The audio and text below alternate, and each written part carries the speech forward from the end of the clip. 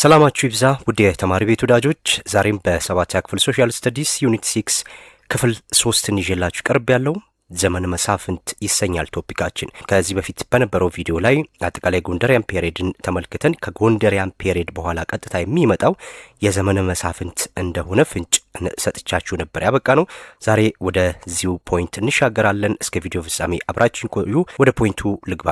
ዘመነ መሳፍንት the era of warlords from 1769 up to 1855 ዘመነ መሳፍንት የመኳንንት ወይም የጦር አጋፋሪዎች ዘመን ነበረ ማለት ነው። ያ ማለት ማዕከላዊ መንግስት ተዳክሞ ወይም ንጉሠ ነገሥት የሚባለው ተዳክሞ ሁሉም በየግዛቱ የራሱ የጦር መኮንን ወይ አጋፋሪዎች የነበሩበት ዘመን ነው። ይህ ዘመን ደግሞ ከ1769 ጀምሮ በ1855 ያበቃል። 1855 ማለት አጼ ቴዎድሮስ የተነሱበት ዘመን ማለት ነው።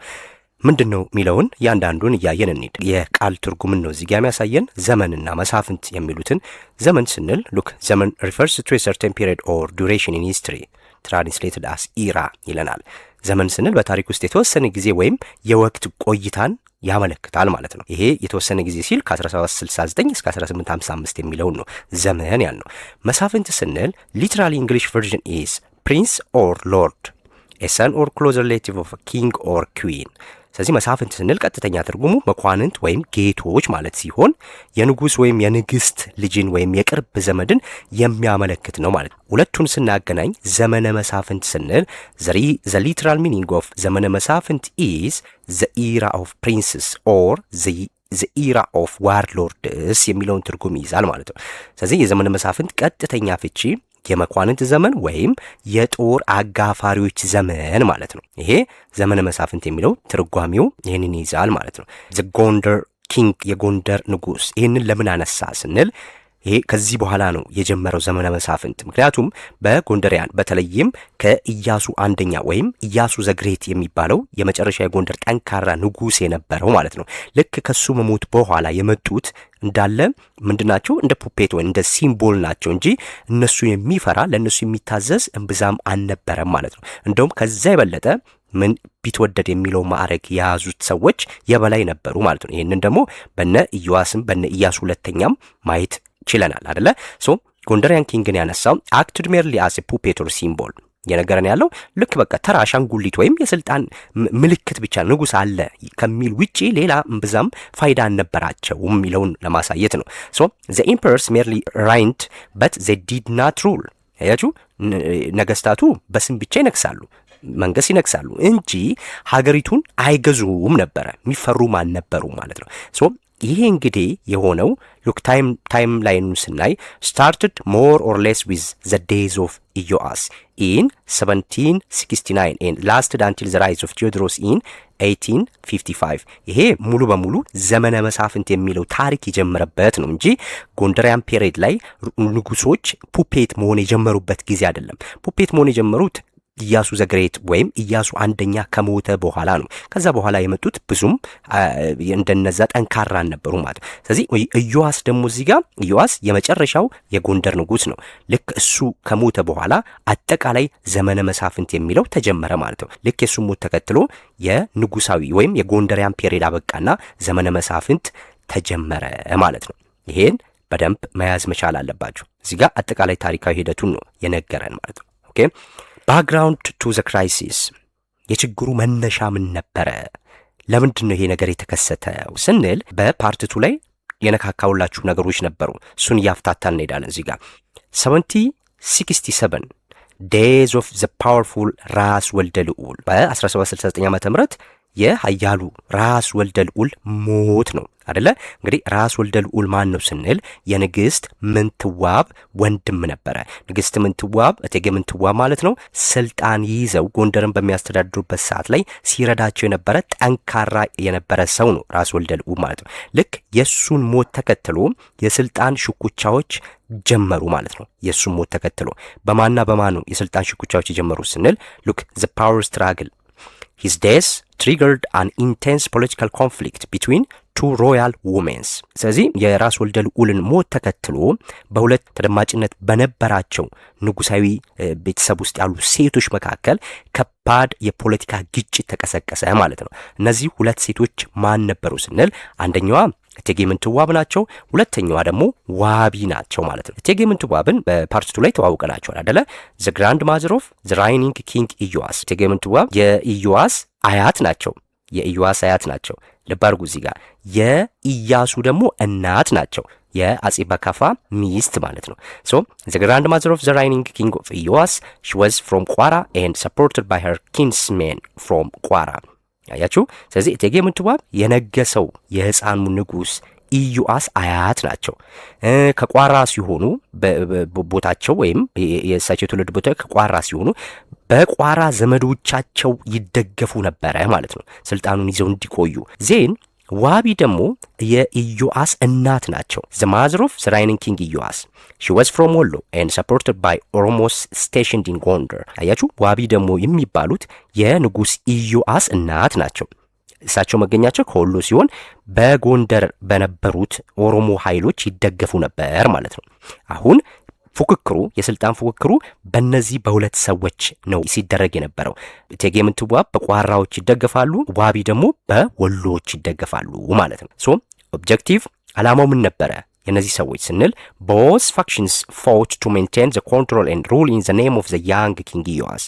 እነዚህ ሁለቱም ወገኖች በህፃኑ ንጉስ በኢዮአስ ስም ስልጣኑን ሙሉ በሙሉ ለመቆጣጠር ይፋለሙ ስለነበር ነው። ምክንያቱም ዋቢ እናት ናቸው፣ ኢዮአስ ልጅ ስለሆነ የዋቢ ሞግዚት ሆነው ከዚህ በፊት እቴጌ ምንትዋብ በኢያሱ ሞግዚት ሆነው ስልጣኑን እንደተቆጣጠሩት ዋቢም ደግሞ በኢዮአስ አማካኝነት ስልጣኑን ለመቆጣጠር ይደረግ የነበረ ፍትጊያ ነው ማለት ነው። ዘመነ መሳፍንት እንዴት ሊጀመር ቻለ ስንል መነሻው በ1767 ዓመተ ምህረት ነው።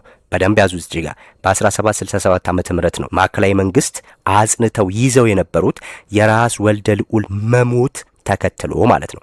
እሳቸው ሲሞቱ በቤተ መንግስቱ ውስጥ ከፍተኛ የስልጣን ክፍተት ተፈጠረ።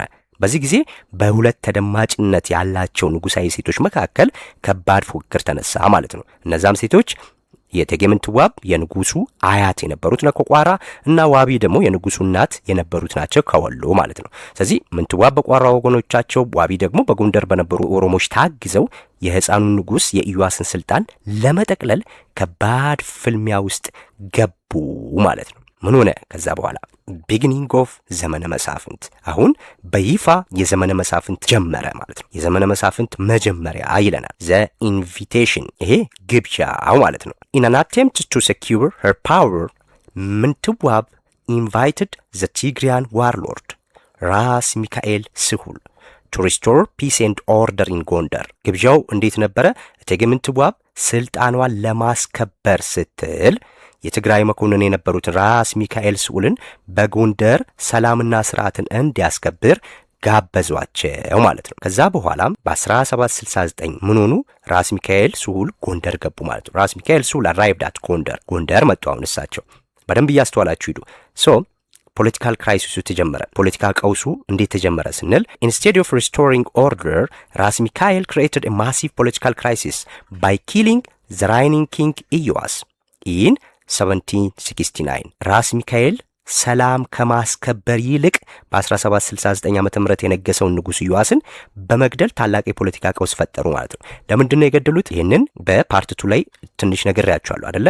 አንድ የስልጣን አለመጣጣም ነው። ምክንያቱም ራስ ሚካኤል ስሁል ቢትወደድ የሚለው ማዕረግ ይዘው ከንጉሱ በላይ ተደማጭነትና ተፈሪ ሆኑ። ስለዚህ ኢዮአስ ደግሞ የራስ ሚካኤል ስሁልን አካሄዳቸውን ስላልወደዱ እንዲያስተካክሉ ለማድረግ ነው የሞከሩት። በዚህ ጊዜ ላይ ምን ተነሳ?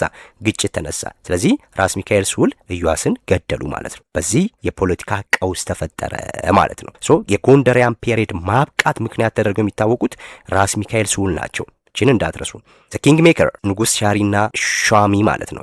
ኪንግ ሜከር ስንል ሶ ራስ ሚካኤል ቢኬም ኪንግ ሜከር። ራስ ሚካኤል የፈለጉትን ንጉስ የመሾምና የመሻር ፍጹም ስልጣን ጨበጡ በራሳቸው ማለት ነው። ሶ ራስ ሚካኤል ቢኬም ኪንግ ሜከር ዊዝ ዘ አብሶሉት ፓወር ቱ ብሪንግ ኪንግ ቱ ዘ ትሮን ኤንድ ዲፖዝ ዜም አስ ሂ ዊሽድ። ፈላጭ ቆራጭ ሆኑ ማለት በጎንደር። ሶ ራስ ሚካኤል የፈለጉትን ንጉስ የመሾምና የመሻር ፍጹም ስልጣንን ጨበጡ ማለት ነው። ሶ ይሄ መሆኑ ሂስቶሪካል ሲግኒፊካንሱ ወይም ታሪካዊ ትርጉሙ ምንድን ነው በምንልበት ሰዓት ላይ ዚስ አሳሲኔሽን ኦፊሻሊ ማርክድ ዘ ቢጊኒንግ ኦፍ ዘመነ መሳፍንት ማለት ነው። ይህ የንጉስ ኢዮአስ የመገደል ክስተት የዘመነ መሳፍንት ይፋዊ መጀመሪያ ተብሎ ይታወቃል ማለት ነው። አሁን ፈተና ላይ ስትጠይቁ አንዱ የምትጠይቁት ይሄንን ነው። ስለዚህ የዘመነ መሳፍንት ጅማሩን ስናይ የንጉስ ኢዮአስ መገደል ነው። ንጉስ ኢዮአስ የጎንደር የመጨረሻው ንጉስ ነው። ሚካኤል ስዑል ደግሞ ከትግራይ ተጋብዘው ሄደው ይህንን ኢዮአስን አስገደሉ። በዛ ምክንያት ዘመነ መሳፍንት ተነሳ ማለት ነው። ስንቀጥል ፎል ኦፍ ራስ ሚካኤል ኤንድ ራይዝ ኦፍ የጁ። እዚህ ጋር ደግሞ የምንመለከተው ምንድነው? የራስ ሚካኤል ውድቀትና የየጁ መሳፍንቶች መነሳትን ነው። ከጎንደር እንዴት ወጡ ራስ ሚካኤል ስንል ቢጊኒንግ ኦፍ ዘመነ መሳፍንት 1771 ኤዲ ባትል ኦፍ ሰብራኩሳ በ1771 ዓመተ ምህረት የሳርባኩሳ ጦርነት የሚባል አለ። ይህ ጦርነት በማና በማ መካከል የተደረገ ነው። ራስ ሚካኤልስ ኤክስትሪም አክሽንስ ሜድ ሂም ሃይሊ አንፖፑላር አማንግ አዘር ሎርድስ። የራስ ሚካኤል አስከፊ እርምጃዎች በሌሎች መኳንንቶች ዘንድ ከፍተኛ ጥላቻን አተረፈ ማለት ነው። ከፍተኛ ጥላቻን አተረፈ። ምክንያቱም ጎንደር ከዛ በፊት የነበራት ሁኔታ ተቀየረ። መሳፍንቶቹም ይህንን አልወደዱም ማለት ነው። አንድ ይህንን ትይዛላችሁ። A coalition was formed against him by the ruler of ጎጃም ወሎ ኤንድ ላስታ። የጎጃም የወሎና የላስታ ገዢዎች በእሱ ላይ ጥምረት ፈጠሩ ማለት ነው። ጥምረት ሆኖ አንድ ሆነው በእሱ ላይ ተነሱበት ማለት ነው። በራስ ሚካኤል ስዑል ላይ ማለት ነው። ራስ ሚካኤል was defeated at the battle of ሳብራኩሳ and forced to return to ትግራይ። የራስ ሚካኤል በሳብራኩሳ ጦርነት ተሸንፎ ወደ ትግራይ እንዲመለሱ ተገደደ ማለት ነው። ከዛ በኋላ 1771 up to 1786 various regional lords competed fiercely to become the next ራስ ቢትወደድ and indirectly control royal power። እሳቸው ወይም ራስ ሚካኤል ስዑል ወደ ትግራይ ከተመለሱ በኋላ ልዩ ልዩ የክልል መሳፍንት የራስ ቢትወደድነትን ስልጣን ለመያዝ እንዲሁም ማዕከላዊውን መንግስት ለመቆጣጠር እርስ በርሳቸው መፋለም ጀመሩ ማለት ነው። ምክንያቱም ከዚህ በፊት እንዳልነው ራስ ቢትወደድ የሚለው ማዕረግ ከንጉስ በላይ ከፍ ያለ እንደሆነ መሳፍንቶች ማመን ጀምረዋል። ስለዚህ ይህንን ስልጣን ይህንን ማዕረግ ይዘው ጎንደርን በበላይነት ለመቆጣጠር ነው እያስቡ የነበሩት። ያንን ሀሳባቸውን ለማሳካት ከ71 እስከ 86 ከፍተኛ ፉክክርና ጦርነት ያደርጉ ነበረ ማለት ነው። ከዛን 1786 ይመጣል። 1786 ላይ ምን ሆነ? የየጁ ዳይነስቲ ወራሼ በ1786 ዓመተ ምህረት የየጁ ስርወ መንግስት ወይም ወረሼ የሚባለው ይመሰረታል ማለት ነው። አሸናፊ ሆነው የእጆች ወጡ። አሁን ላይ the post of ራስ ቢትወደድ was occupied by an ኦሮሞ family the ወራሼ commonly known as የጁ ዳይነስቲ። የራስ ቢትወደድነትን ቦታ በየጁ ኦሮሞ ቤተሰቦች በተለምዶ የየጁ ስርወ መንግስት በሚባለው ተያዘ ማለት ነው። ጎንደሪያን ፔሬድ አበቃ። አሁን ሌላ ዳይነስቲ ተነሳ። እነዚህ ይሄ የጁ ዳይነስቲ የሚባለው በኦሮሞ ቤተሰቦች የተያዘ ነው ማለት ነው። እነሱ አንደኛው አሊ ጓንጉል አሊ ዘ ፈርስት ወይም ትልቁ አሊ ተብሎ ይባላል። አሊ ጓንጉል የጓንጉል ቤተሰብ ነው ተብሎ የሚታወቁት እዚህ ጋር believed to be the founder of the dynasty። ችልት ተይቁ ይችላልላችሁ። የዚህ ስርወ መንግስት የየጁ ስርወ መንግስት መስራች እንደሆነ የሚታመነው ይህ አሊ ጓንጉል ነው ማለት ነው። አሊ ዘ ፈርስት ተብሎ ይባላል። ይህንን የየጁ ዳይነስቲ መስራች ተደርጎ ይታሰባል ማለት ነው። ሲት ኦፍ ፓወር የስልጣን ማዕከላቸው የት ነው ያደረጉት? ዘሜድ ደብረ ታቦር ዜር ፖለቲካል ካፒታል መቀመጫቸውን ደብረ ታቦር አደረጉ ማለት ነው። እቺም ወሳኝ ነጥብ ናት። የየጁ ዳይነስቲ የስልጣን መቀመጫቸው የት ነበር ማዕከላቸው ልትባሉ ይችላላችሁ። ደብረ ታቦር። ከደብረ ብርሃን ጋር እንዳታምታቱት። ደብረ ብርሃን በሰለሞኒክ ዳይነስቲ ጊዜ የዘረ ያዕቆብ መቀመጫ የነበረች ናት። ብቸኛው የራሱ መቀመጫ የነበረው ዘረ ያዕቆብ ነው ብለናል። አልነበራቸውም ሌሎቹ ማለት ነው። ደብረ ታቦር ግን የየጁ ዳይነስቲ መቀመጫ ነበረች ማለት ነው።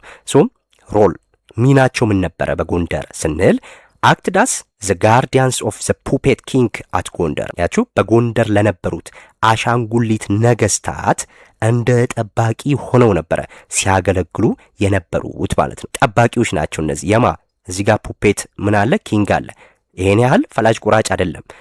የነሱ ጠባቂ ሆነው ነው የዘለቁት። ግን ከፍተኛ ስልጣንና የተለያዩ ነገሮችን የማረግ ኃላፊነት የነበራቸው እነሱ ነበሩ ማለት ነው። ምክንያቱም ኪንጉ ፑፔት ስለሆነ ማለት ነው። ይሄንን በፍጹም መርሳት የለባችሁም።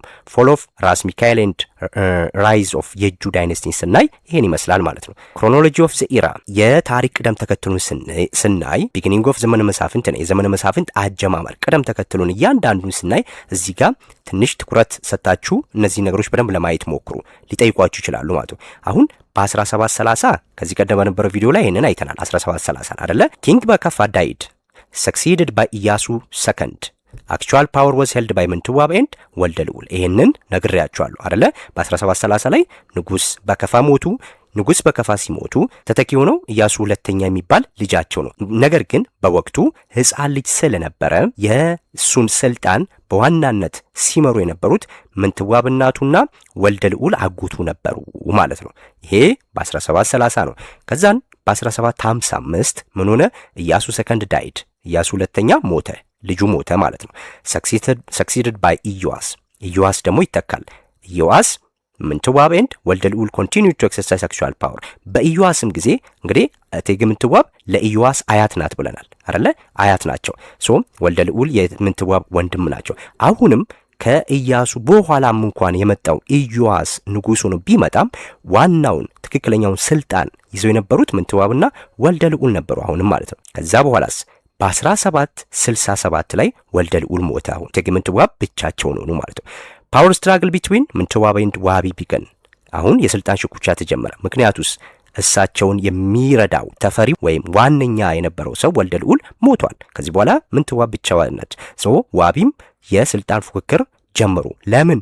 ኢዮአስ የዋቢ ልጅ ነው፣ ኢዮአስ ደግሞ ሕፃን ልጅ ነው በወቅቱ። ስለዚህ የሞግዚትነቱን ስራ መያዝ ያለብኝ እኔ ነኝ የሚል ጥያቄ ነው ያነሱት። ከዛ በኋላ በ1769 ላይ ደግሞ ራስ ሚካኤል አራይቭድ ኢን ጎንደር ኤንድ ኪልድ ኪንግ ኢዮአስ። በ1769 ራስ ሚካኤል ጎንደር ይመጣሉ፣ ንጉሥ ኢዮአስን ይገላሉ።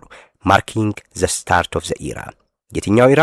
ዘመነ መሳፍንት የሚባለው ይጀምራል ማለት ነው። 1769 ዘመነ መሳፍንት ተጀመረ ማለት ነው። ከዛን 1771 ላይ ደግሞ ራስ ሚካኤል ወዝ ዲፊትድ ኤንድ ሴንት ባክ ቱ ትግራይ። ራስ ሚካኤል ደግሞ ሰበርኩሳ በሚባለው ቦታ ላይ ተሸነፉና ወደ ትግራይ ተመለሱ 1771 ላይ ማለት ነው። ከ1771 እስከ 1786 ምን ነበረ? ሽኩቻዎች ነበሩ። ሪጂናል ዋርሎርድስ ኮምፒትድ ቱ አሱም ዘ ፖዚሽን ኦፍ ራስ ቢትወደድ። ራስ ቢትወደድ የሚለውን ታይትል ለመያዝ ፉክክር ሲያደርጉ የነበረበት ዘመን ነው።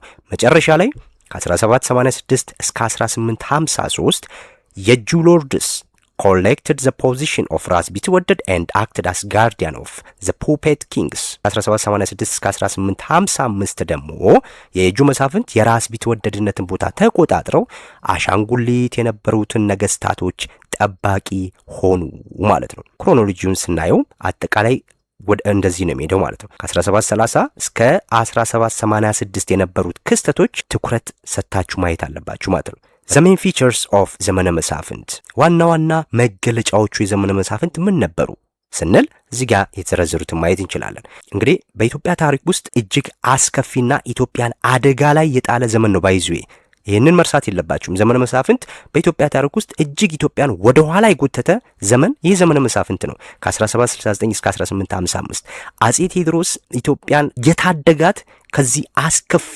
ኢትዮጵያን ሊበታትን ከሚችል አገዛዝ ነው ማለት ነው። ይህም በፍጹም መርሳት የለባችሁም። ምን ነበረ ዋና ዋና ባህሪያቶቹ? አንደኛው ሪሊጂየስ ኦር ዶክትሪናል ዲቪዥኖች ነበሩ። የሃይማኖት ወይም የዶክትሪን መከፋፈሎች የሰፉት በዚህ ጊዜ ነው። የዶክትሪን መከፋፈሎች በተለይም እዚሁ በክርስትና ውስጥ በኦርቶዶክስ ውስጥ ራሱ እጅግ በጣም የተለያዩ ክፍፍሎች የበዙት እርስ በርስ የተገዳደሉበት ዘመን ነው። ይሄ ሀገሪቷን አደጋ ላይ ጣለበት። ሁለተኛው ፖለቲካል ዲቪዥን የነበረበት ነው። የፖለቲካ መበታተን ከዛ በፊት ጎልደን ኢራ ኦፍ ጎንደርን አይተናል። የጎንደር የዛጉዌን አይተናል። አክሱም ጊዜ የነበረውን አይተናል። ኢትዮጵያ ምን ያህል ተፈሪና ሀያል እንደነበረች። ከዛ በኋላ በዚህ ዘመነ መሳፍንት ግን ኢትዮጵያ የወረደችበት ዘመን ነው ማለት። የፖለቲካል ዲቪዥን ሁሉም መሳሪያ ያነሳበት፣ ሁሉም ለስልጣን የሚጋደልበት፣ ወንድሙን የሚገልበት ዘመን ነው ማለት። ፖለቲካል ዲቪዥን ነበረ። ሌላው ዊክ ሴንትራል አውቶሪቲ ደካማ ማዕከላዊ መንግስት ነበር ማለት ነው። ደካማ ማዕከላዊ መንግስት ስለነበር ነው በየአውራጃው መሳፍንቶቹ የራሳቸውን በቃ ኃይል ለማሳየት የሚሻኩቱበት። ፑፔት ነው እዚህ ጋር የነበረው። ኪንጉ ፑፔት ነው፣ ምንም ኃያል ስልጣን የለውም ማለት ነው። ኮንቲኒየስ ሲቪል ዋር ቀጣይነት ያለው የእርስ በርስ ጦርነት ተካሂዷል በነዛ ዓመታት ውስጥ ማለት ነው። ከፍተኛ የሰው ህይወት ወድሟል በዚህ ጋር። ሶሻል ዲስኦርደርስ፣ ማህበራዊ ቀውስ፣ ይሄ ሁሉ የነበረበት ዘመን ነው። ኢትዮጵያ እንደ ቅርጫት ተከፋፍላ የነበረበት ዘመን ነው። ዋይ ዋርሎርድስ ፎት፣ መሳፍንቱ ለምን ነበረ ሲዋጉ የነበሩት ስንል ቅድም እንዳልነው ነው። አንደኛውና ዋነኛው ምክንያት ቱ ቴክ ዘ ፖዚሽን ኦፍ ራስ ቢትወደድ ኤንድ ቱ ኤክስፓንድ ዜር ቴሪቶሪ፣ የራስ ቢትወደድነትን ስልጣን ለመያዝና የገዛ ግዛታቸውን የራሳቸውን ግዛት ለማስፋፋት ነው። እንደ ኢትዮጵያ አይደለም የሚታስበው፣ የኔ የሚል ፉክክር የነበረበት ነው በዚህ ዘመን ላይ። ይህ ነበረ የነበረው ማለት ነው። ይህ ለሀገሪቷ ከፍተኛ ተጽዕኖ ፈጥሯል። ያ ተጽዕኖ ምንድን ነው ስንል የመጨረሻ ፖይንታችን ኔጌቲቭ ኢምፓክቱን ነው። ምንም ፖዚቲቭ ኢምፓክት የለውም። ኦልሬዲ ኔጌቲቭ ኢምፓክቱን ስናይ the first one is the endless civil wars reduce productivity። ይህ ማለቂያ ያልነበረው ጦርነት የሀገሪቱን ምርታማነት በከፍተኛ ደረጃ ያዳከመ ነበር ማለት ነው። አንደኛው ይሄ ነው ሲቪል ዋር። ሁለተኛው it severely harmed the life of peasants, disrupted trade and crushed industriousness። አያችሁ፣ ሁለተኛው ያው የገበሬውን ህይወት ማናጋቱ ነው። ንግድን ማደናቀፉ፣ እንዲሁም ስራ ወዳድነት እንዳይኖር ትጋትን ማጥፋቱ። ምክንያቱም ሁሌ ጦርነት ነው፣ ገበሬ ማረስ አይችልም። ሁሌ ጦርነት ነው፣ መነገድ አይቻልም። ህግ ስርዓት ከሌለ ዘረፋ ይኖራል። ይሄ ሁሉ ነገሮች የነበሩት በዘመነ መሳፍንት ነበር። it became a primary cause of the country's economic backwardness። ለኢትዮጵያ ታሪካዊ ኋላ ቀርነት ትልቁ ምክንያት አንዱ ይሄ ነው ማለት ነው። ኢትዮጵያን ወደ ኋላ የጎተታት አንዱ ይሄ ነበረ ማለት ነው። ስለዚህ ኔጌቲቭ ኢምፓክቶቹን ስናይ እነዚህ መዘርዘር እንችላለን። ዘመነ መሳፍንት እንዴት አበቃ ስንል ታንክስ ቱ ቴዎድሮስ ዘ ሰከንድ the end. The era was ended in 1855 by Theodorus II, who eliminated the powerful regional lords in 4 major battles. ዘመኑ በ1555 ዓመተ ምህረት በአጼ ቴዎድሮስ ሁለተኛ አበቃ ማለት ነው። እሳቸውም ኃያል የነበሩትን የክልል መሳፍንቶች በአራት ትላልቅ ጦርነቶች ድል አደረጓቸው ማለት ነው። እነዛን ትልልቅ ቦታዎችን አይተናል። ከዚህ በፊት በነበረው ቪዲዮ ላይ አይተናል እንዴት እነዛ ነገስታት የት ቦታ ላይ አሸነፏቸው የሚሉትን። እነዚህን እያንዳንዱን ማስተዋል ወደ ኋላ መለስ ብሎ ማየት እጅግ ያስፈልጋል ማለት ነው። ይህ የዘመነ መሳፍንት አጠቃላይ ታሪክ ይህን ይመስላል ማለት ነው። በቀጣይ ደግሞ ሌሎችን የሙስሊም ሱልጣኔቶችን ይዤላችሁ እመጣለሁ። ሐሳብ አስተያየት እንደተለመደው ካለ በኮሜንት አስቀምጡልኝ። ላይክ፣ ሼር፣ ሰብስክራይብ ማድረግ አይረሳ። በተቻለ አቅም የቀሩትን ፖይንቶች ይዤላችሁ ለመቅረብ ሞክራለሁ። መልካም ጥናት። ባይ ባይ። ቻው።